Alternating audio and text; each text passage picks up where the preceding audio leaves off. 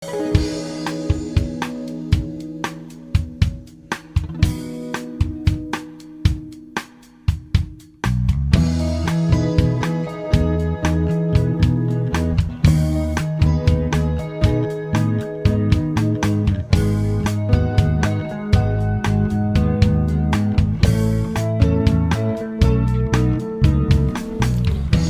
semuanya, balik lagi di LIMS Reptil.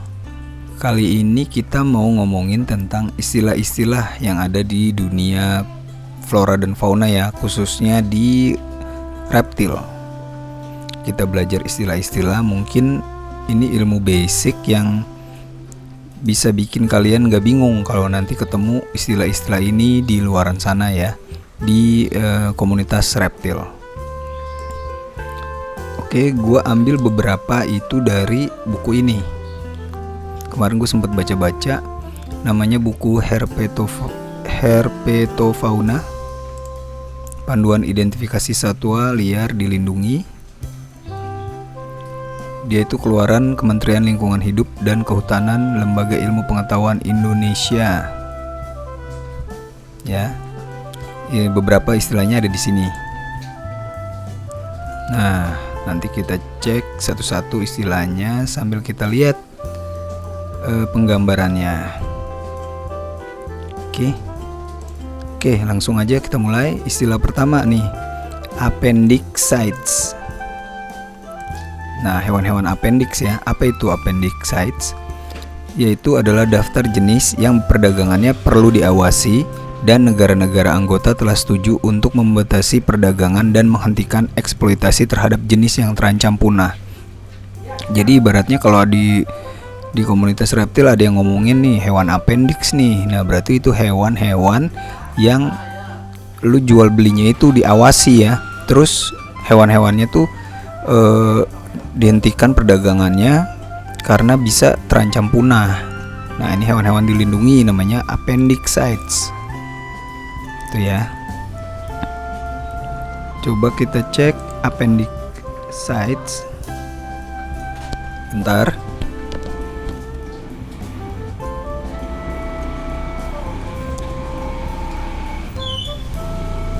Nah, ini ya. Nih, appendicites. Gini-gini ya, status appendix, hiu gitu kan. Nih, appendix 1, appendix 2. Nanti kita belajar nih appendix 1, appendix 2. Oke, lanjut. Ada CITES, The Convention on International Trade in Endangered Species of Wild Fauna and Flora, atau Konvensi Perdagangan Internasional Tumbuhan dan Satwa Liar Jenis Terancam adalah perjanjian internasional antar negara yang disusun berdasarkan resolusi sidang anggota World Convention Union atau IUCN tahun 1963. Nah, jadi CITES-nya itu adalah konvensi perdagangan internasionalnya ya. Oh, ini udah ada. Coba kita lihat CITES. Nah, ini logonya CITES ya. Logonya CITES ini. Nah, dia itu yang melindungi perdagangan hewan-hewan liar. Lanjut ada IUCN, International Union for Conservation of Nature, atau organisasi yang mengontrol perdagangan tumbuhan dan satwa liar secara internasional. Nah, organisasinya namanya IUCN. Kita cek IUCN. Nah, ini dia ya logonya IUCN. Ini yang mengontrol perdagangannya ya. Lanjut, Carapax, Carapace atau Carapace, Carapace pada kelompok penyu dan kura-kura, merupakan tempurung bagian atas atau bagian tempurung yang melengkung ke atas seperti kubah, dilapisi oleh kepingan sisik.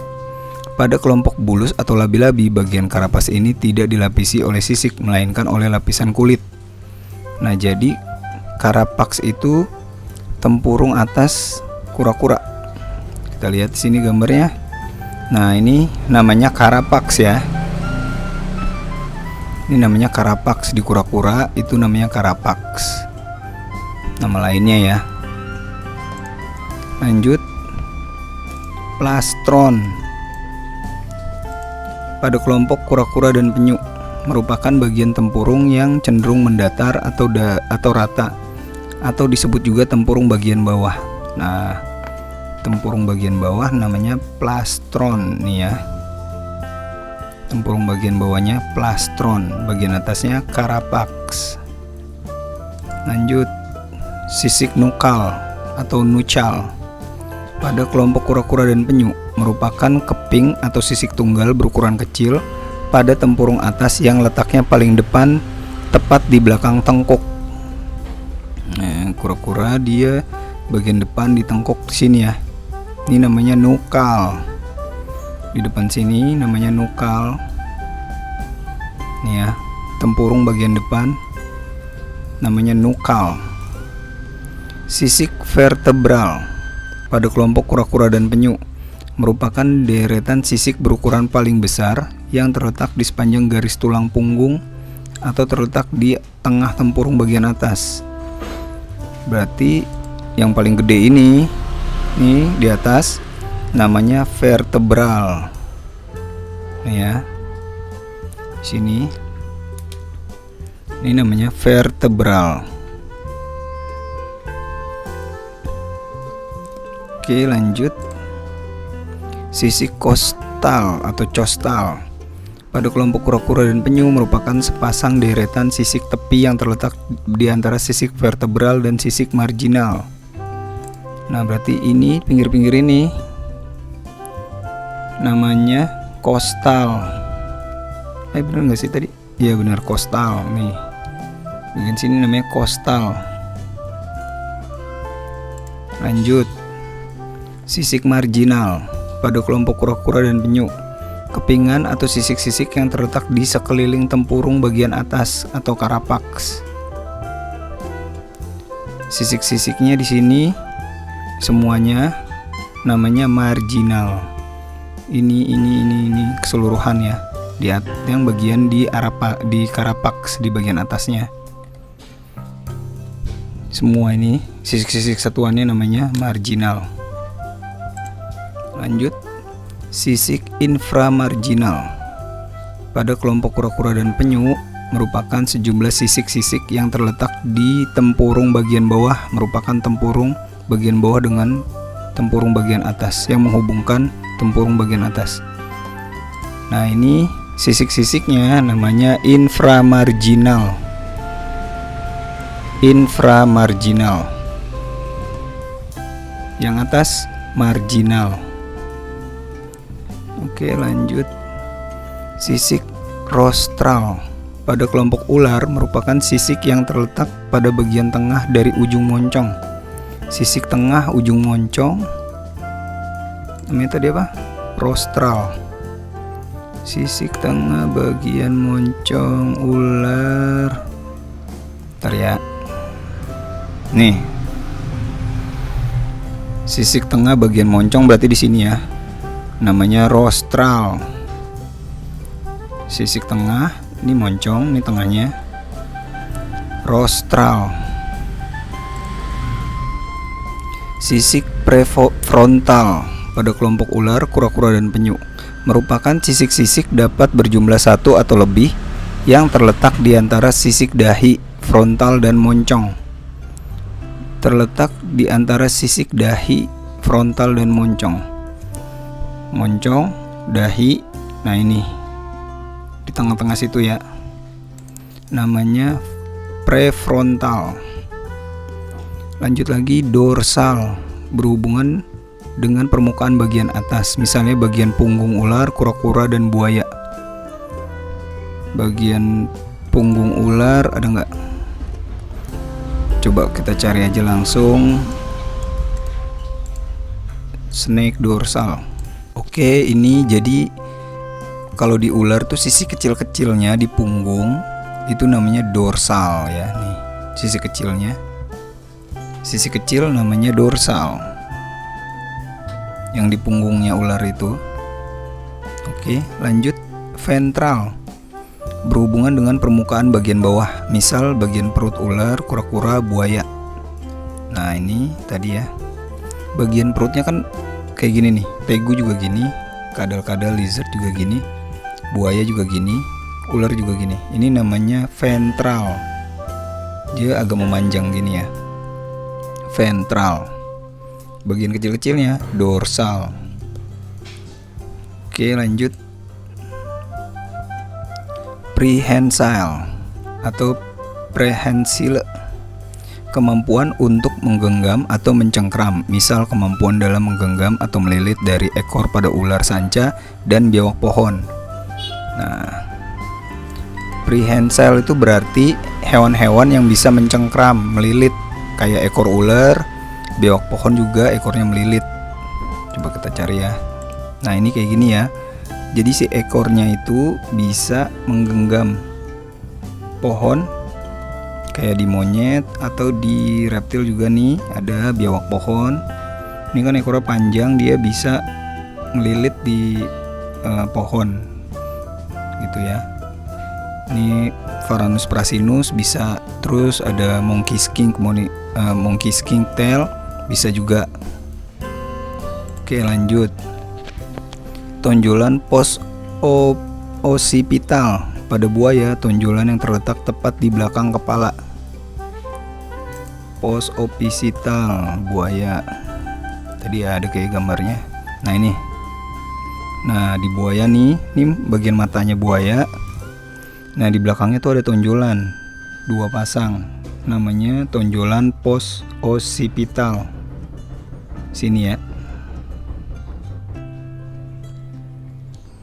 Oke lanjut, kelenjar parotoid, sepasang kelenjar yang terlihat menonjol terletak di belakang mata, misalnya dimiliki oleh jenis-jenis kodok dari famili Bufonidae.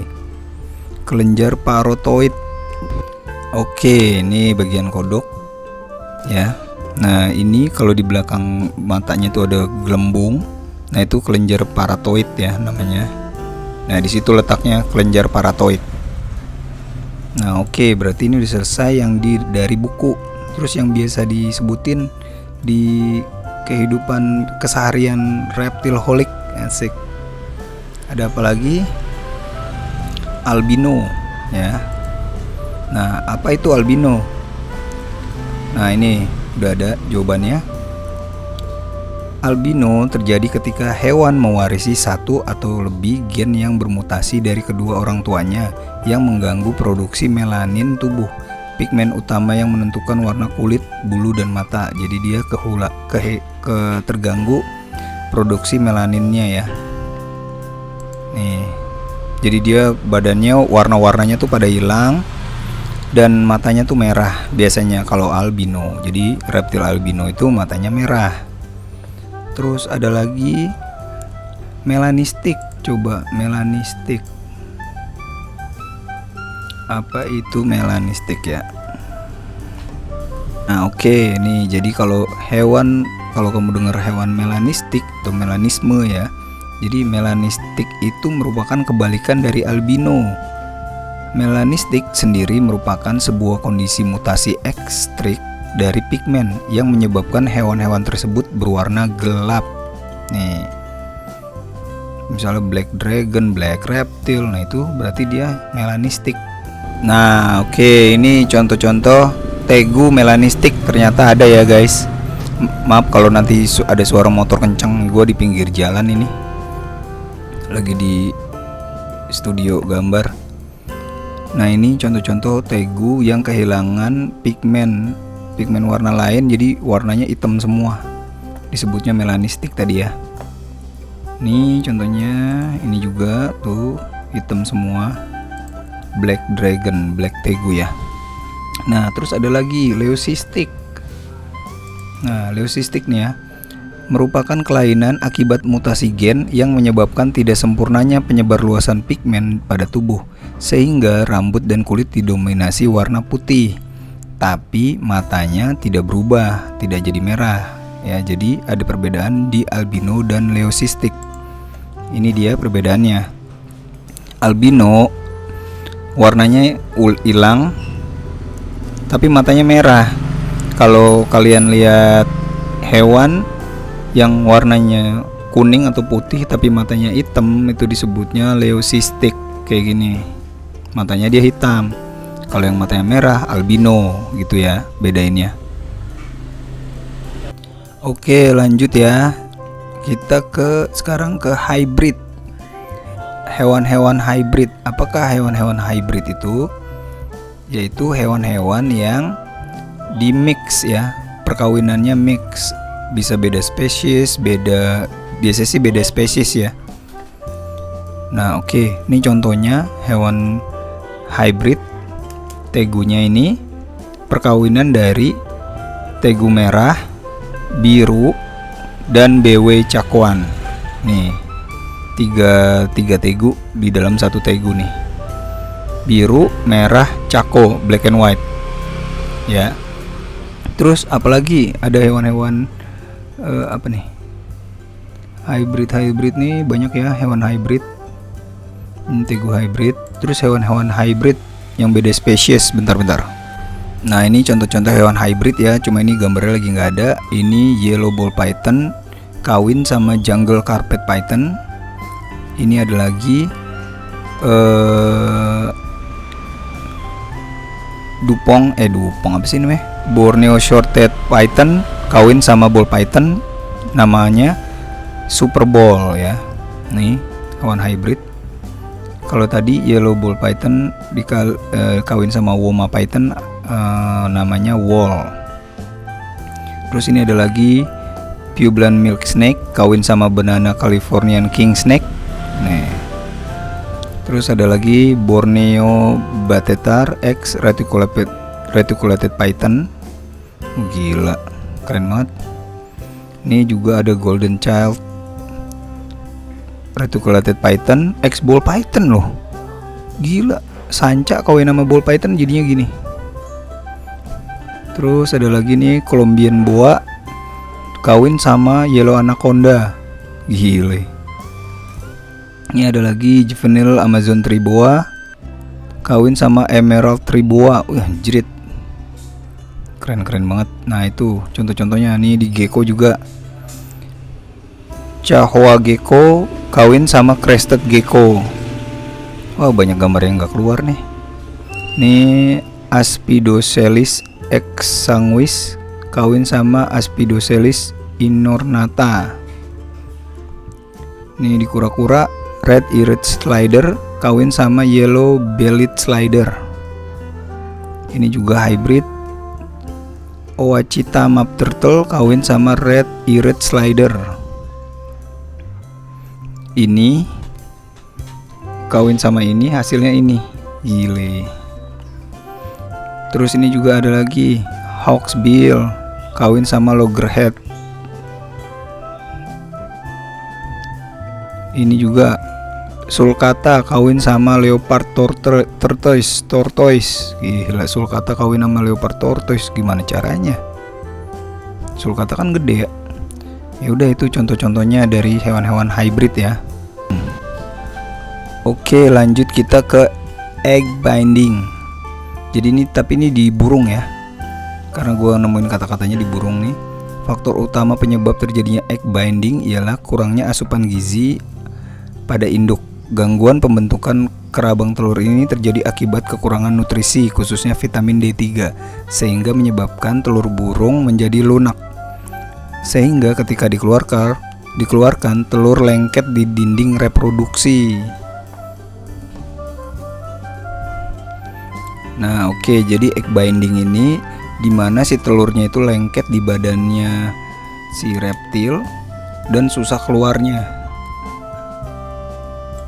Nih ya, dia susah keluar sehingga menyebabkan si reptilnya itu kecapean pas dia ngelahirin bertelur ya, dan biasanya ngakibatin si reptilnya itu mati gitu. Kalau di tegu biasanya karena tadi ya nutrisi dan belum waktunya kawin udah dikawinin. Misalnya dia kawinnya itu 3 tahun tapi dikawininnya baru setahun, baru 2 tahun, jadi dia nggak sempurna banget badannya buat bertelur gitu ya. Oke, lanjut.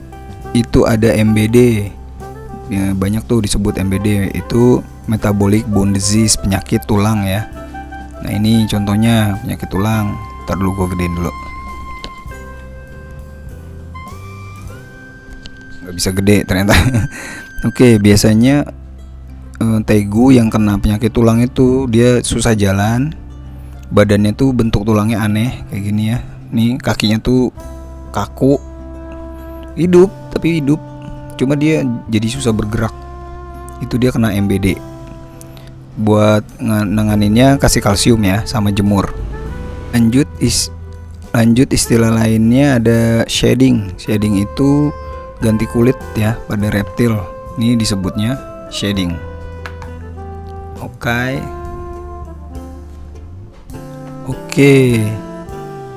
kita lanjut ke rubbing. Ini diartiin salah satu penyakit ular yaitu rubbing, luka di mulut luar, di luar rahang. Rubbing berkaitan dengan sariawan karena rubbing yang terlalu parah dapat menyebabkan sariawan pada ular. Sebaliknya, jika sariawan terlalu parah hingga merambah keluar rahang bisa menjadi rubbing. Nah, kalau di sini artinya rubbing itu ini ya, sakitnya di mulut karena sariawan. Biasanya tuh mana ya, rubbing bing. Sariawan gitu kayak mulutnya rusak gitu. Cuma kalau di Indonesia nih kayak gini ya. Nih, mulutnya si kameleon nih, rubbing. Cuma kalau di Indonesia kebanyakan rubbing itu ya di seluruh badan reptil ya, kayak gini. Itu bisa karena penyakit atau juga karena gesek-gesek ke kandang badannya jadi rusak. Oke, lanjut. Oke, lanjutnya ada istilah force feeding. Force feeding itu kita maksain makan buat hewan kita yang nggak mau makan. Nih, contohnya pakai suntikan gini ya, kita masukin makanan ke mulutnya. Itu dipaksa. Karena kalau nggak dipaksa bisa-bisa hewan kita mati nanti ya. Jadi force feeding itu memaksakan kasih makan ke reptil kita. Oke, lanjut. Istilah selanjutnya adalah whole food. Apa itu whole food? Jadi whole food itu makanan yang full satu badan dimakan oleh reptil kita. Nih, satu tubuhnya ya, jangkrik, nggak dipotong-potong gitu ya, ulet. Terus ada lagi tikus, misalnya ayam kecil, bebek kecil. Jadi di dalam makanannya itu ada daging, darah, tulang, bulu masuk semua. Itu namanya whole food. Lanjut lagi ada brumation. Nah, brumation itu adalah waktu untuk tegu tidur biasanya ya. Nah, ini tegunya itu biasanya dilakukan brumation kalau di luar negeri ya. Tapi di Indonesia sih jarang ya ada orang yang brumation. Brumation itu tegunya dipisahin sama pasangannya, nggak dikasih makan, dibiarin tidur gitu sebelum dia nanti kawin.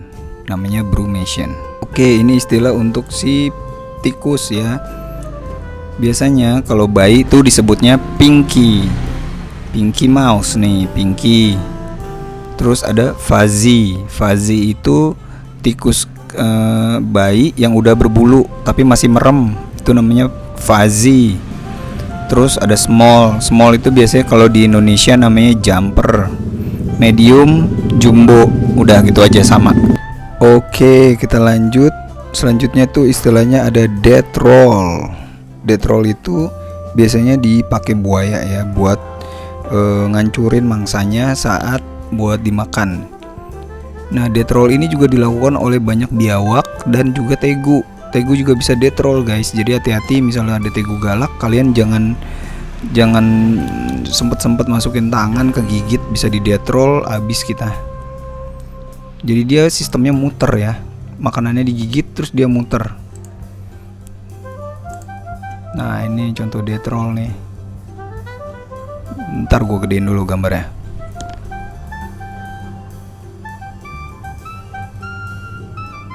Nggak bisa gede segitu doang. Nah, itu mah buaya jatuh sebenarnya, tapi death roll kayak gitu.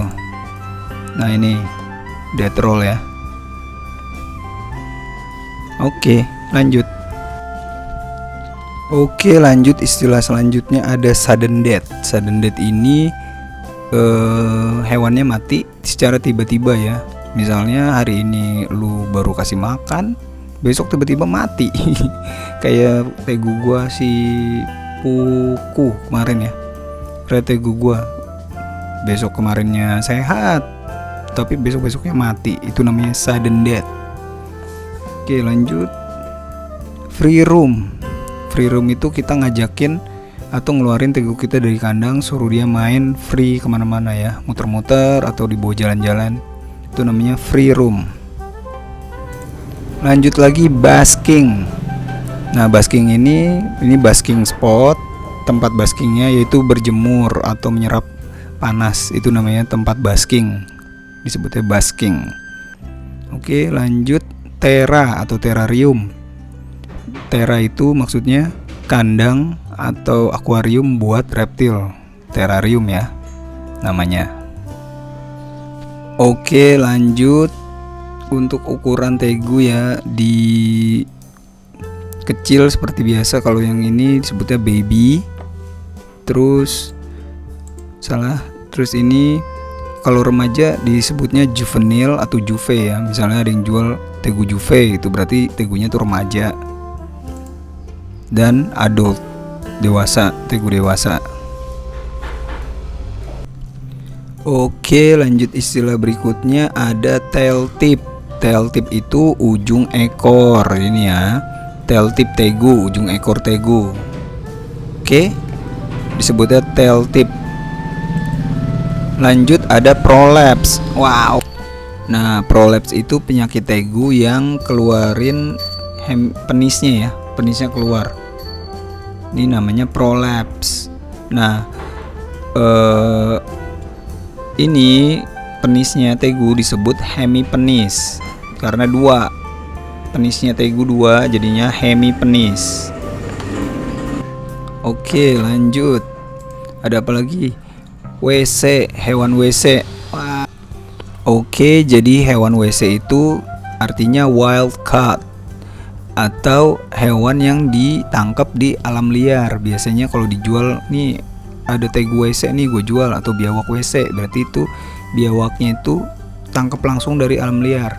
Dan kejelekannya biasanya stres dan gak mau makan di awal tuh, dan galak pastinya ya. Oke, lanjut. Ada CB, hewan CB. Hewan CB itu maksudnya captive breed, hewan yang dipelihara di peternakan ya. Jadi hewannya itu udah bukan liar lagi, hewannya udah diternakin di peternakan gitu. Jadi dijual biawak CB misalnya. Nah, itu berarti biawaknya itu dari peternakan, udah diternakin, udah jinak, nggak galak dan sebagainya. Oke, lanjut CH, captive hatch, yaitu hewan-hewan yang udah dipiara di CB, captive breed, terus dia bisa punya anak, telurnya menetas di peternakan, itu disebutnya captive hatch. Jadi menetas di peternakan anak-anakannya ya. Nah, gitu aja. Udah kepanjangan. Mungkin kalau ada yang punya lagi istilah-istilah di dunia reptil, boleh komen aja di bawah ya. Karena ini udah mau jam-jam pulang kerja, bakalan banyak motor yang bakalan lewat di sini. So, gue bikin video seadanya aja buat istilah-istilah ini, buat kita tahu aja yang belum tahu ya. Terus yang nambahin silahkan nambahin aja di kolom komentar. Thank you semuanya, sampai ketemu lagi di video selanjutnya bersama Lims Reptil. Sehat selalu, sukses selalu semuanya. Dadah.